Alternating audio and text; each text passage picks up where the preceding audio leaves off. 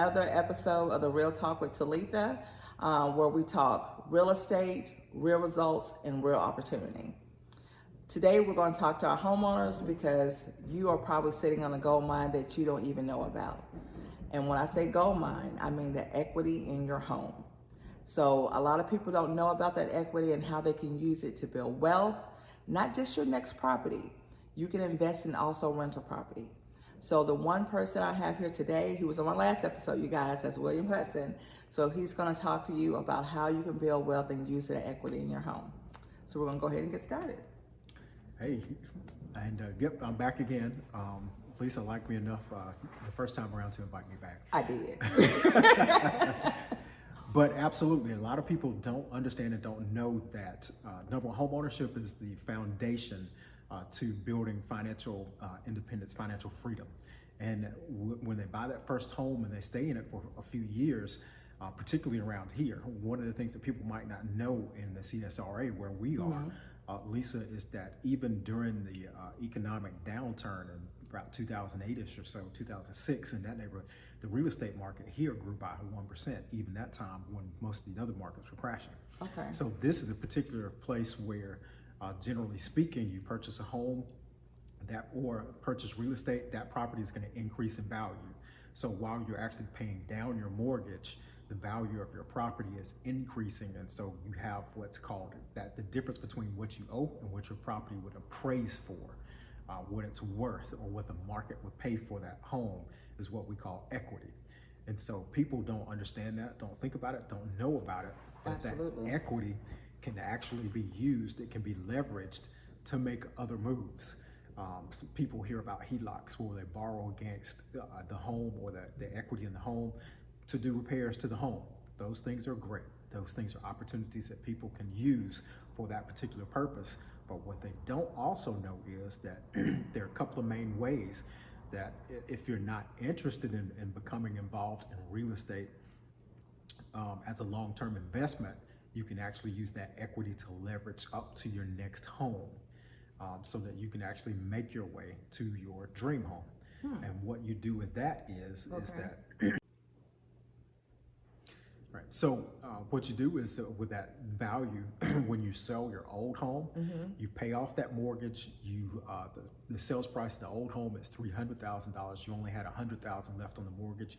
You have $2,000 to move forward to the new home, and as far as the down payment is concerned, so you put that money down on the $400,000 house, and now your mortgage is only for $200,000, which is essentially the same as you had before. Obviously, interest rates, those types of things are going to differ. Be slightly different, and so, but roughly, so to speak, that mortgage amount that you were paying, you're going to be paying roughly the same amount on the new home for a $400,000 home as you were paying on the $200,000 home. Okay. So you. Now let me ask you a question, because that's what the customer using that full $200,000 in equity, but some of them want to have a little cushion. Say they just want to put down $100,000 and take that other $100,000 and just use as a cushion in their bank account. Their mortgage payments off evidently are going to go up a little bit more. But would you suggest that they put that $200,000 down, or just have some money as a safety net as well too? Well, there are a couple of there's some ways to think about this. If it were me, I probably would do one of two things. I would put the whole $200,000 down. Okay. Because if they've been kind of playing the game right, they probably already had to have some set aside. Okay. And so there's a scenario there where that's the assumption. Even if they don't, Lisa, one of the other things that I would think potentially about is that if they don't put that $200,000 down, particularly in today's climate, I would perhaps even say that some of that money that they could use, and this is the other way that we were talking about, this is method number two, whether you use the whole $200,000 or whether you use a portion of it. If they wanted to go to the next home, I would suggest potentially using that 100 that you're talking about in this case to invest in other real estate. Okay, that's a good idea. Yeah. And here's the reason. Yes, there is some cost, associated with it, but the upside is much better than the downside. A few things going on here. If they invest in other real estate, in this particular case, I'm talking about rental property. The rental returns, generally speaking, are going to be better than what they could invest or putting in the bank. Like a bank or the stock market or something like that, yeah. Stock market, if you've got somebody good over a period of time, you could do well if you were to put it in the stock market. So stock market, I wouldn't have an argument against that. Just putting it in a regular savings account or something that's high yield, or maybe like bonds or something like that. Yeah. I would say go real estate, before that. So if you're actually investing in real estate, two things happen. If you're doing rental properties, number one, you're going to have a stream of income that's going to be coming in each month. Obviously there are going to be some times where one property might not be rented, that type of thing. Yeah. So you do have to have a little bit of safety net or a cushion there, because everything obviously doesn't go according to plan. Absolutely. But generally speaking, you're going to have streams of income coming in from that. Also, that investment property is also going to be increasing in value. And so you're going to be developing equity in those properties, just like you have developed in your home. That same scenario is happening with those properties. That's a good point to make. I didn't think about that, but yeah. That same scenario is happening with those properties. And so now those properties actually can kind of stand on their own as the equity develops in those properties. You can repeat that same process that you did with your residence, the one that you're living in. You can repeat that process with those rental properties. You can take that equity and you can leverage it toward the next rental property and continue that process if that's something that you desire to do. Yeah. There's the other side. Something else that comes along with that is that real estate has tax advantages. I'm definitely not an expert in that area, but they definitely have tax advantages versus just putting that money somewhere and just saving it.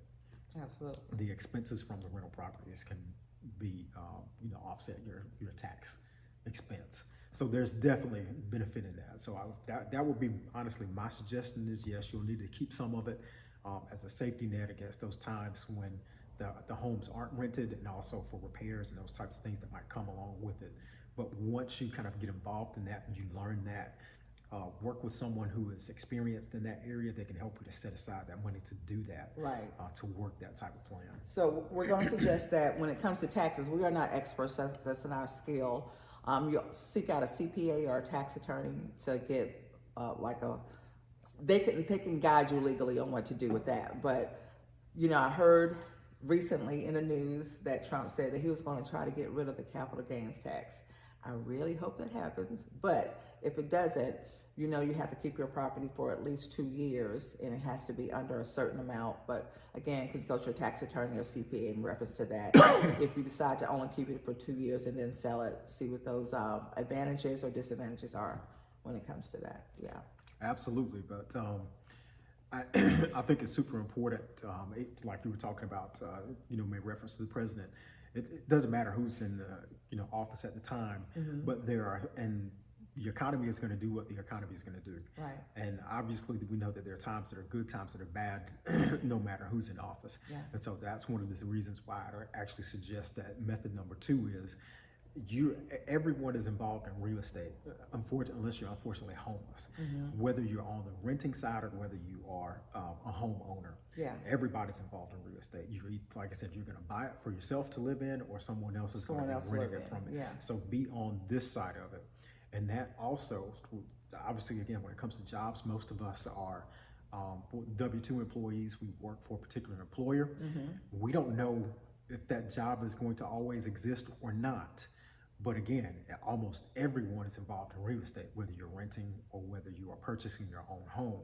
So if you're renting, the chances are good that that property is going to be occupied and there's a stream of income that's coming in, whether your W-2 job is there or not. Yeah. So that's one of the reasons why I would definitely lean in that direction. It's producing a source of income that's coming in, and it's quote unquote passive.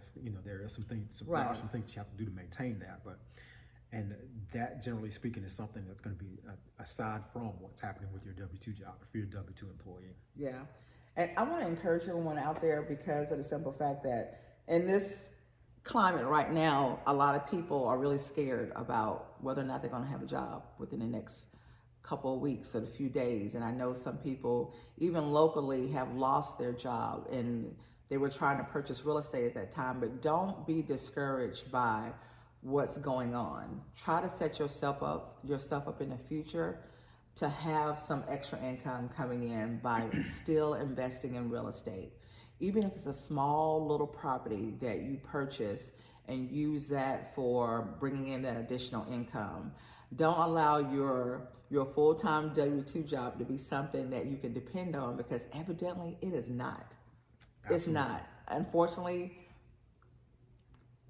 the system doesn't care, and it's not. They're going to do what's best for their pocket. So please watch out for yourself and invest in something that's going to bring you a return and keep income coming in your house for yourself or for your family. You know, Lisa, that's so true. That the old adage that real estate, they're not creating any more of it. right? You know, God's not creating any more real estate. So, like, you know, 100%, absolutely, the truth is to not be dependent on your W-2 job as your sole source of income. Create your own economy. Yeah. Create your own economy. You know, some of you have probably read some things about Robert Kiyosaki. You've heard the name Rich Dad Poor Dad and whatnot. And so being on the right side of that quadrant, where either you are a business owner or you are an investor in a particular business. So that's the whole idea, is to get to the point where you're bringing in sources of income, or income in ways where you don't have to directly work for that. Yeah. Because the economy will, you know, at times will dictate, again, whether you have a job or not. Yeah. And that's, even in this case, we're finding out with the federal government. So it's 100%. We Yeah, have to and move our mindset. a lot of people in the federal government thought their jobs were secure, you know, and that they were going to be able to retire and have that income coming in. And unfortunately, that's not the case for a lot of people today. So 100%. yeah, just know that it's not. Nothing is. You gotta depend on yourself, your family, your friends, God, whoever your higher power is, to kind of help you. And I'm not trying to go in a religious direction with this, you know, because this is we just want everybody to be thinking about their future, you know, building that wealth, having that steady income coming in. But yeah. Yeah, I'll actually, Lisa, just kind of going into talking about creating your own economy, or, you know, thinking about your situation. And I'll just say this: we were talking about this right before we started to record. I just got a call on Thursday from a lady who's, you know, going to be a client of mine in the mortgage loan side of things, and she is actually disabled, lives in another part of the country, and because of her medical condition, she's choosing to move to Georgia, and looked at this particular area. But her situation, she's not able to work. And so what this woman has done is positioned herself where that hasn't been a problem for her. She has a disability income, but she purchased 3 income producing rental properties. And so she was using her disability and the income from her rental properties to take care of the mortgage on the home where she was living. Smart. So, Yeah. I just, you know, most people don't think about that. That's not something that we're taught.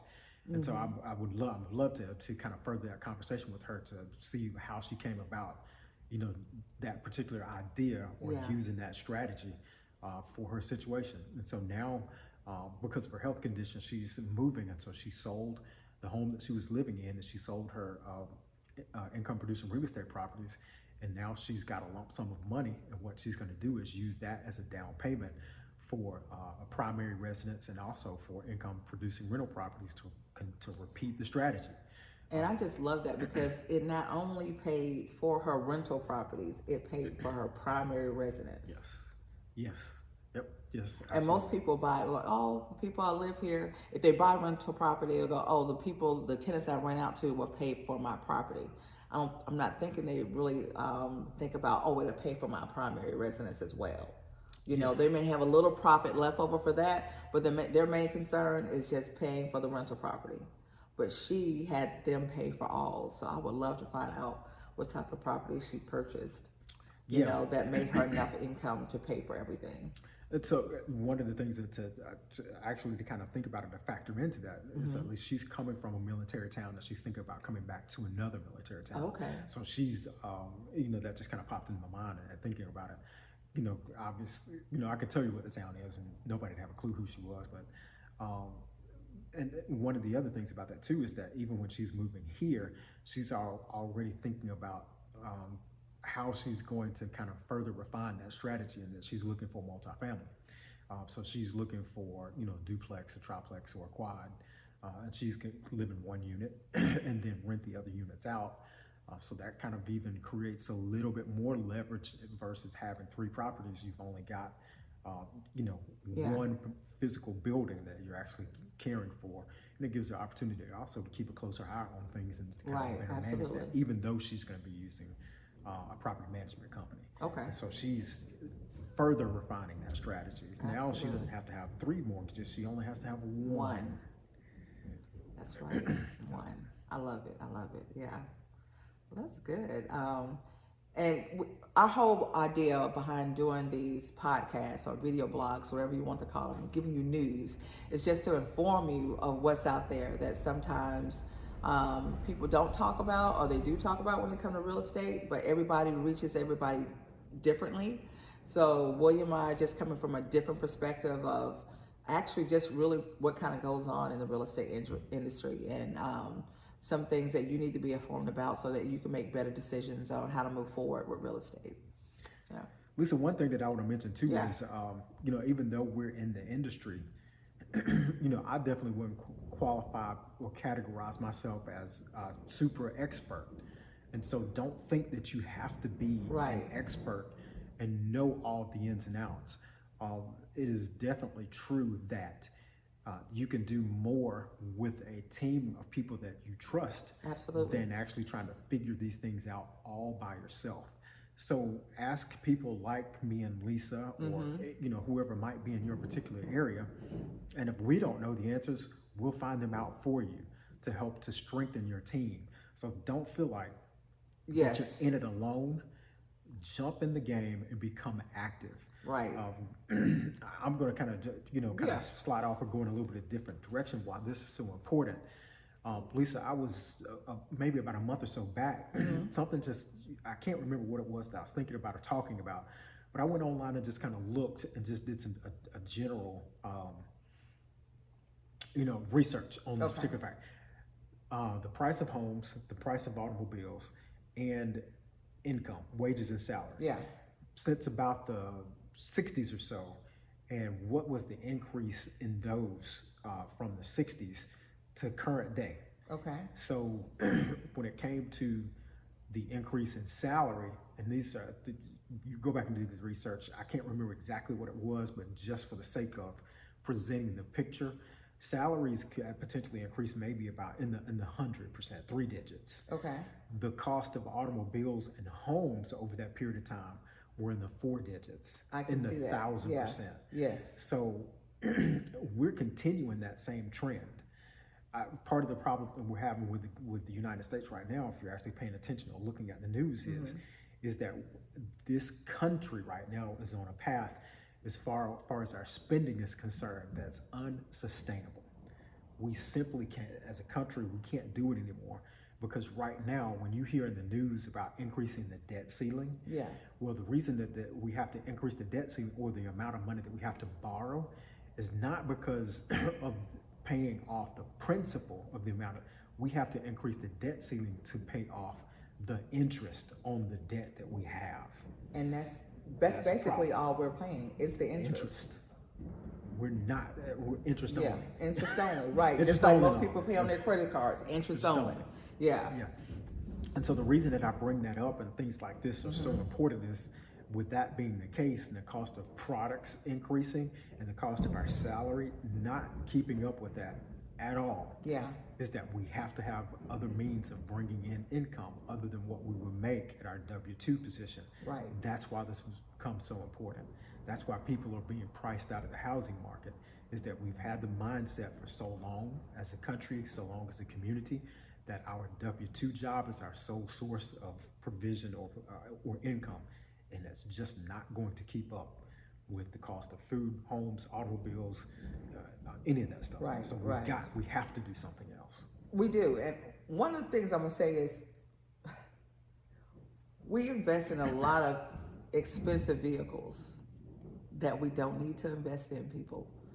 Your car is not your home, but the price of the cars are your home price, where you could be taking that money and investing in real estate. I walked into a Cadillac dealership 2 weeks ago. I had to get my car serviced. Mine is paid for, okay? But I got something used. I didn't get a brand new vehicle. Absolutely. But the price of the Escalade that was sitting in that dealership was $163,000+. Yes. And you see those all over the roads every day. And we are putting our money in the wrong thing that depreciates so much as soon as we drive off that parking lot. 30%. 30%. Okay, I didn't know what the percentage was. Yeah. But I mean, if you take that money and you invest it in something that's going to bring you a return, it's so much better. I mean, we need to stop trying to keep up with the Joneses when it comes to materialistic things that don't bring us any value, you know, and just start investing in ourselves. It's not going to be easy. Sometimes we got to put ourselves on a strict budget. We got to stop eating out as much, and I'm to blame, just like a lot of people. Stop going out as much. We got to only do what's necessary, whether it's for yourself or for your kids, but we got to take that money and redirect it to what's going to help us get to that next point in our life, you know? Yeah, Lisa, just that's 100%. There's so many things in what you just said. That number, yeah, again, not exact. That's somewhere around 30%. So you buy that $100,000 car, you drive it off the lot. As soon as it hits the curb, $70,000 vehicle. Right. Period. Why? Why? It's crazy. I love the car, but I'm not going to do that. You know? Exactly. So I have I call him kind of a mentor, someone that I know. He's an acquaintance that I've met through a different mastermind that I've been involved in.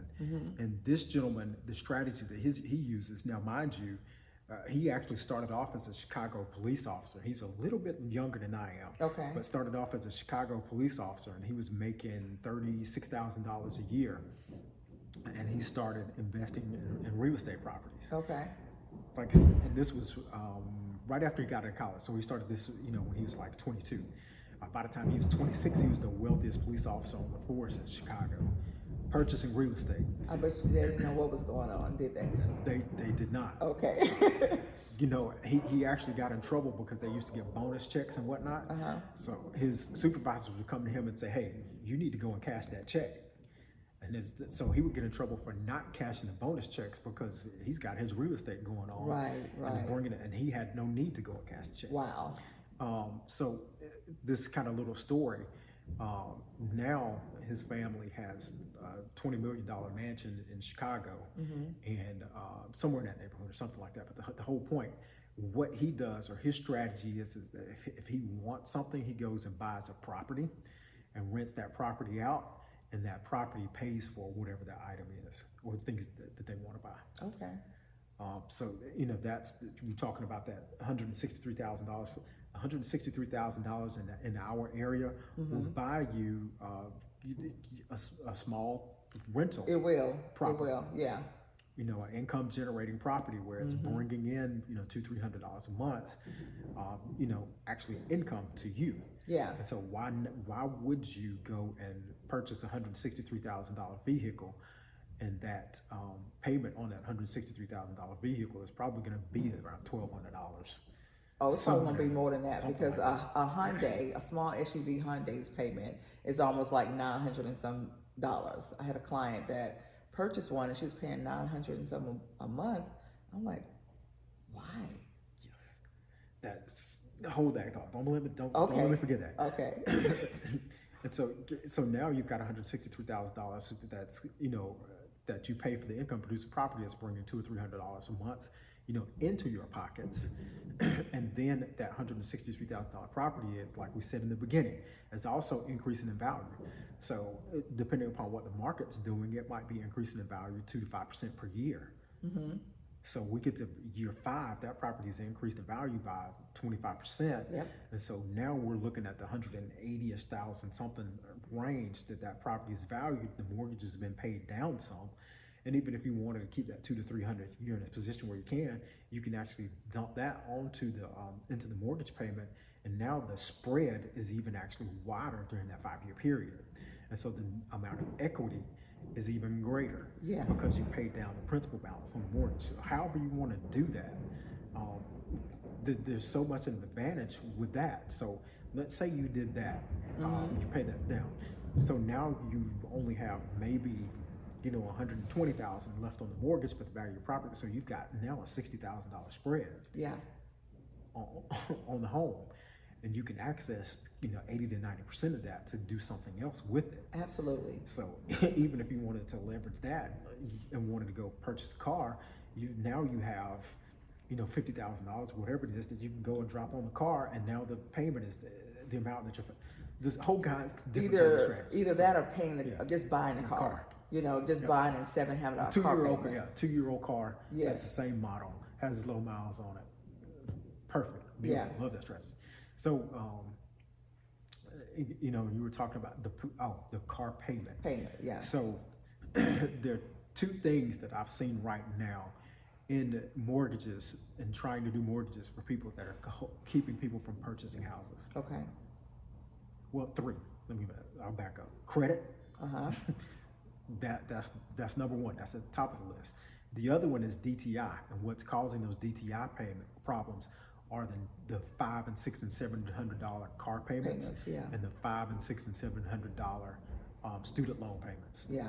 Those credit, huge car payments, huge student loan payments. And I want to bring up, I had a client.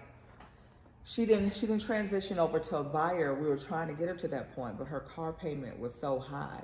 Her DTI was out of whack, and Yes.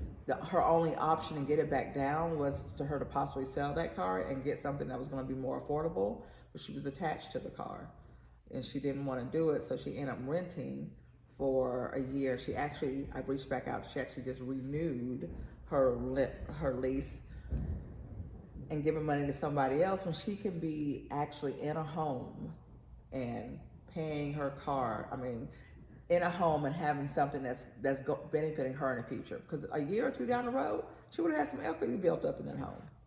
Yeah. Homes here in Augusta, Georgia, and our surrounding area, which we call the CSRA, they are really affordable. It's a great housing market to come in here and purchase homes that are in move-in ready condition, or they may need some work. If you're looking to purchase downtown Augusta, a lot of those need some renovation, whether it's medium or a total rehab. But just being able to benefit from that, to have renters in it or do short-term rentals, because we do have the Masters tournament that come in and they make really good money. I can tell you, we do make really good money during that week. Yes. Just to give you some numbers on a 4, and it's not rented every day. The Masters start usually, it's kind of like a 2-week Yes. time frame from the amateurs, the women, then get to the professionals playing, and I think they got until tomorrow. But we just 4 rentals, and one started on the 7th going to the 14th. The other one was 2 days. Another one was 2 days, and another one was 3 days. We brought in like 10,000, and that's just not even renting them fully. That's just a few days in a 2-week period. So that's income that could pay off that mortgage for that, for that month. And then you can also turn them into long-term rentals. A lot of people in the Augusta, Georgia area, I may be getting off track with this, they will rent out a home on a long-term rental, but then the tenant has to vacate Masters Week, because that's where they make their money during Masters Week. Absolutely. So that could also be rented to the lease. Giving y'all little tidbits and tips if you decide to invest in the Augusta real estate market on how you can make money. And we have a lot of options here, and I want people to take advantage of it. But I also want you to be a good landowner, a good landlord if you decide to rent. Just, keep up the property and stuff. Yeah. Did I get thrown off? No, you didn't. Because some of those things are some of the information that I just kind of heard for the first time, during this master season. Yeah. Because, I spent 23 years of public education before actually coming into mortgage. And so this is actually my first master season full time. Okay. In the mortgage industry. So hearing a lot of these things and hearing about that, obviously living here in the area for so long, knew that people did that. Yeah. But just kind of hearing about that strategy when it comes to rentals. Mm-hmm. And just going back to the young lady who had the car that she was attached to. And one of the things, so this is kind of one of the ways that I've heard it put.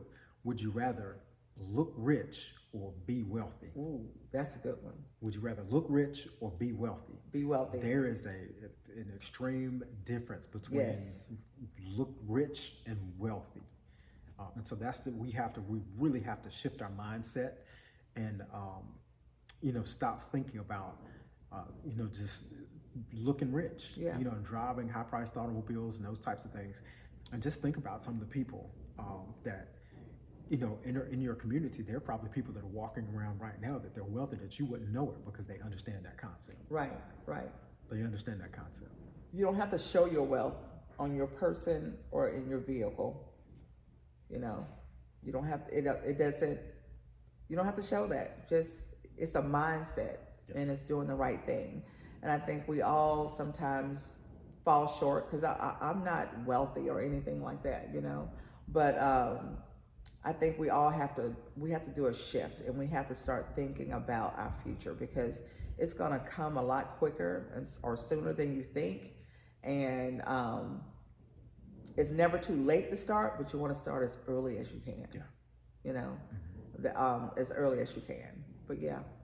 Yeah, Lisa, how we got down this road, but I can understand that because a lot of time real estate is a method to actually achieve this and to get to this point.